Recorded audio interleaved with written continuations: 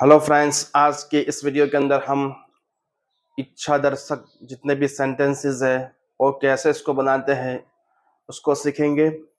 जैसे आप कोई काम करने की इच्छा है तो आप इंग्लिश में इसको कैसे बोल सकते हैं। तो पहला सेंटेंस है आई वांट टू गो, मैं जाना चाहता हूँ। वांट टू मतलब इच्छा, कोई काम करने की इच्छा है। आई वांट टू गो, मैं जाना चाहता हूँ। आई वांट टू प्ले, मैं खेलना चाहता हूँ। आई वॉन्ट टू स्टडी, मैं स्टडी करना चाहता हूँ। ही वॉन्ट्स टू प्ले, वो खेलना चाहता है। इसको नेगेटिव बनाने के लिए डू नॉट का इस्तेमाल किया जाएगा। I do not want to go, मैं जाना नहीं चाहता। He does not want to play, वो खेलना नहीं चाहता। ही से इट को दिखाने के लिए आप दस का इस्तेमाल करते हैं। इसी तरह आप इसको पास्ट में भी बना सकते हैं। पास्ट में जो काम करने की इच्छा थी, करना चाहते थे। आई वॉन्टेड टू गो, मैं जाना चाहता था बट नहीं गया। He wanted to play, he wanted to play, वो खेलना चाहता था। सी वॉन्टेड टू स्टडी, वह पढ़ना चाहती थी। उसको भी नेगेटिव बनाने के लिए डिड का इस्तेमाल किया जाएगा। I did not want to go. I did not want to go. मैं जाना नहीं चाहता था।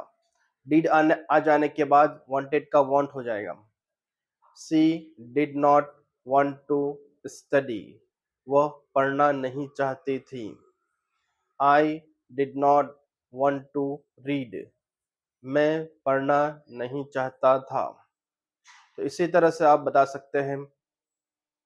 अगला जो वांट का प्रयोग है वो किसी चीज, आप कोई चीज आपको चाहिए उसके लिए है। जैसे आई वांट अ बैग, मुझे बैग चाहिए, उसमें टू का इस्तेमाल नहीं होगा। आई वांट अ बैग, मुझे बैग चाहिए। आई वांट अ बुक, मुझे बुक चाहिए। ही वांट्स अ कार, उसे कार चाहिए। शी वांट्स अ पेन, उसे पेन चाहिए। तो इसी तरह से आप इसको नेगेटिव में बना सकते हैं। I don't want a pen, मुझे पेन नहीं चाहिए। She doesn't want to pen, उसको पेन नहीं चाहिए। इसी तरह से आप पास्ट के अंदर भी बना सकते हैं। उसके नाउन का इस्तेमाल होगा। आई वांटेड अ पेन, मुझे पेन चाहिए थी। सी वांटेड अ कार, उससे कार चाहिए थी। ही वांटेड अ लैपटॉप, उसे लैपटॉप चाहिए था। नेगेटिव बनाने के लिए डिड का इस्तेमाल कर सकते हैं। I did not want a book, I did not want a book, मुझे बुक नहीं चाहिए थी। He did not want a pen, उससे पेन नहीं चाहिए थी। इसी तरह से एक और प्रयोग वांट का है। जैसे आप चाहते हैं कि कोई दूसरा वो काम करे। जैसे I want you to speak English, I want you to speak English.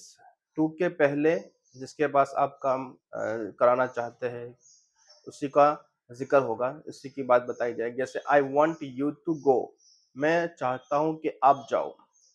He wants I to play, वो चाहता है कि मैं खेलूं।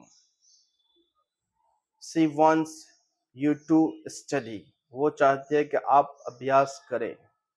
तो इसी तरह से वांट का इस्तेमाल किया जाता है।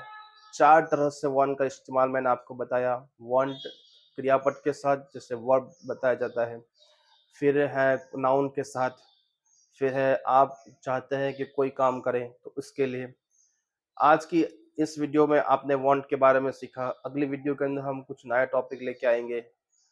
तो मेरे इस चैनल को जरूर सब्सक्राइब कर लें ताकि रोजाना घर बैठे ऐसे इंग्लिश सीखने को मिल सके। आप इसका प्रयोग करना है। जैसे आपकी अराउंडिंग में जितना जो चीज़ भी आपको कोई चीज़ चाहिए है तो उसको इंग्लिश में बोलने की ट्राई करें। बोलेंगे तो बोल सकते हैं, उसको बोलना है। कोई कुछ भी कहे आप उसको बोलना है। बोलोगे तो ही बोलेगा, आपसे इंग्लिश बोल पाएंगे। तो आज की इस वीडियो में इतना ही। मिलते हैं अगली वीडियो के अंदर, तब तक के लिए गुड बाय।